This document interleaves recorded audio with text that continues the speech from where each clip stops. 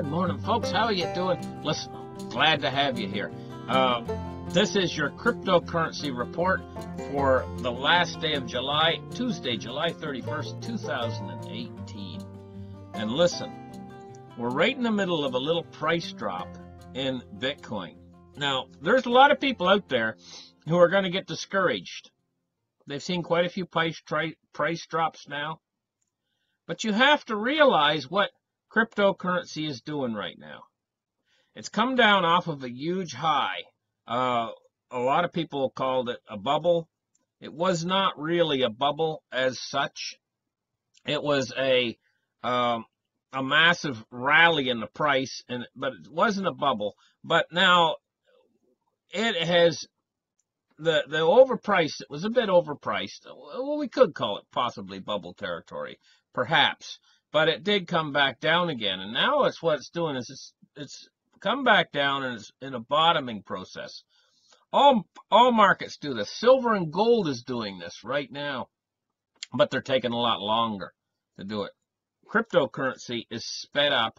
It's doing this bottom process at a sped up velocity, and right now what we're doing is we're seeing it trying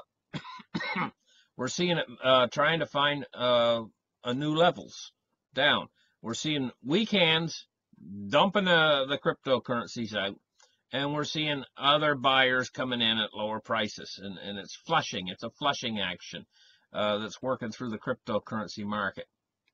So let's start the charts right here, and let's take a look at this. Here we go. Here's Bitstamp, and we see the fall this morning in price. Down to 77.55 was the low. It's 78.25 right now. And we've had a lot of weak hands flushed out of the market this morning, and now stronger buyers, even on these little dips you see here.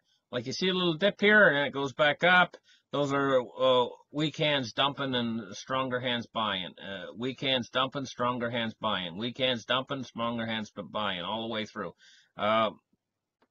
They're trying to buy the dips or whatever, you know.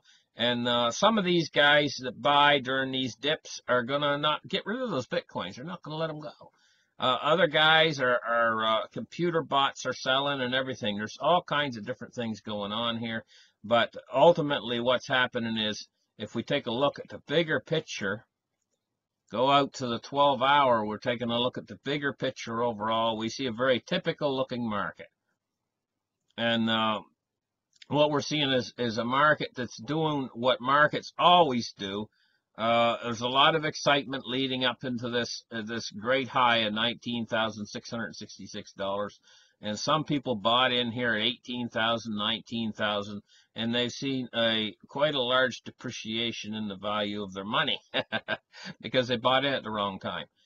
Well, the right time to buy in is to buy these really low spots when it is in the process it's right now. What it's doing is it's making the market is stabilizing itself and finding a new level, getting ready for another bull market later. And we're in a bear market. And buying on the dips in a bear market is where you're really supposed to buy in if you want to actually make a profit. See? Now, what we're trying to do is we're trying to find the lowest spots of the lowest to buy in here to this market. And we're trying to cost average. Cost averaging means that maybe we buy, say, at the bottom of this dip, and say we buy in at around $6,500, right? And say we buy in later at a lower price yet. Each time we buy in, we might be buying at a lower price yet. We're keep waiting for the final bottom to when the market's going to take off again. And we keep buying in. And each time we buy in, we never sell when we're buying the dips and try on a market that's already went through a pop. The bubble's popped. The market's down in price. And we're buying in on these low dips. We never sell. We cost averaging all the way to the bottom. What we do is we buy, no matter how low it goes. If Bitcoin goes down to $1, we even buy more. We buy all the way down to the bottom, and then as it starts to go back up, when we start to go back into the bull market, we continue to buy until it gets too pricey for us. But by the time it gets too pricey for us and it starts to come back up the other side, right, we've got a huge supply of this, of Bitcoin. Say it's Bitcoin we're buying. We've got a huge supply of Bitcoin, and the price is starting to shoot to the moon. That's when we're got to think of our strategy of doing the opposite, which is the reverse of buying. Then at that point, we're starting to sell for a profit. And that's how you make money on these markets, rather than losing money. Most people buy when the excitement's on and the thing's way up and it's going to the moon. And it's like when Bitcoin was $18,000, they were buying. When are they selling? Those people. Those people are selling when the market, right now, today, they're selling. They're losing a lot of money. They're incurring their losses, you know. That's not the way to do things. So right now, what we're looking for is we're looking for the lowest prices we can find on Bitcoin. When we see Bitcoin price drop right now, we're joyous because it's presenting a buying opportunity to us. And that's what we're looking for right now. Okay, so let's take a look at cryptocurrency market capitalizations. Well, we're seeing buying opportunities starting to come. Right here, we're seeing the prices dropping on everything. We're seeing sales.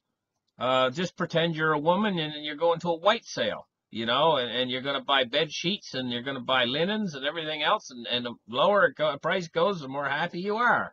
And that's the way we see these markets today. So let's look for some good ones. EOS is really good today. She's down 10%. Can you believe that? 10%. Well, I would like to have some EOS, I'm going to tell you. I would like to have some EOS. Today, you want to know what I'm going to buy? I'm going to buy a little bit, just a little bit of EOS. I'm going to try to buy, say, a half a dozen of them, EOS today. And that's what I'm after today. Okay, so now let's take a look and let's see, what is Stellar? You ever heard of the coin Stellar? Stellar is trying to operate some sort of a network where it's a payment network. The Stellar network and how it operates, and I'm on here right here.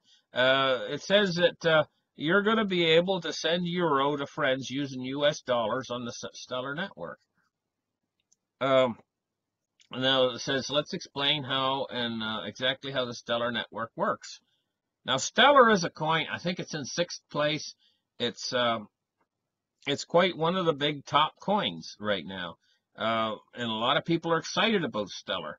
And Stellar is trying to set up a payment network. It says the Internet's made up of network servers containing our data, websites, and applications. It says, like the Internet, the Stellar is a network of decentralized servers in many locations that power a distributed ledger. Okay, so that's not unsimilar to a lot of other cryptocurrencies. It says this ledger records every transaction in the system for people and companies alike. A complete copy of the global ledger exists on each Stellar server. That's similar to other cryptocurrencies as well. It says an entity can run a server. The network becomes more robust with more servers. Okay. The servers communicate with each other to verify transactions and sync the ledger about every 2 to 5 seconds. Well, that's very quick, you know, to sync the ledger every 2 to 5 seconds. This mechanism is known as consensus. The ledger records your money as credit, which is issued by anchors. Anchors set as bridges between a given currency and a Stellar network. Banks, payment processors, a good example of real-world anchors. You know what it seems to me like? Looking at this coin very quickly, it seems like XRP. It seems like they're doing a very similar process to Ripple as a money transfer service. And these money transfer services, as they grow and as their networks expand, they can take over from companies that are already in this business, like PayPal and what's the name of the other company? Western Union, and there's different ones, different companies that are in the payment business. And how they work is is they have an office set up, a physical brick and mortar office set up, and they have another physical brick and mortar office set up in your country. And what they're like little banks, these offices. And what they do is they take your money in, your cash, and they transfer as a signal from one of their offices to another office. And then they have like what they call money in minutes. And you can go there, you can collect your money from the different office, but they charge a huge service fees for this. A percentage of the money that they're sending. It's absolutely astronomical how much money that these companies have charged over the years for this service that they provide from these brick and mortar offices that they have set up. Now, my question is, with this is, will these guys be setting up brick and mortar offices so that they can actually transfer this digital money? When they make a transfer, they're making it digitally into the one server to another server. But to transfer it into actual physical money, they have to have some sort of a place. It says your friend will receive Euro credit, which she can withdraw using an anchor supporting EUR. This anchor supporting EUR sounds to me, let's go to that page, like a brick and mortar office that's dedicated to Stellar to transfer the money from digital form into physical cash. That's what it sounds like to me. And eventually what they would probably have to do is they'd probably have to set up supporting offices that are physical brick and mortar offices in order to actually transfer these credits on the internet into actual physical cash for the person to actually put in their wallet, I believe, unless they work with the present banking structure or system that's already in place to do this. They could possibly work with the system that's already in place, I'm not exactly sure, to create this gateway to transfer the money actually physically into your wallet. Maybe they are already working with the system that's already in place to do that.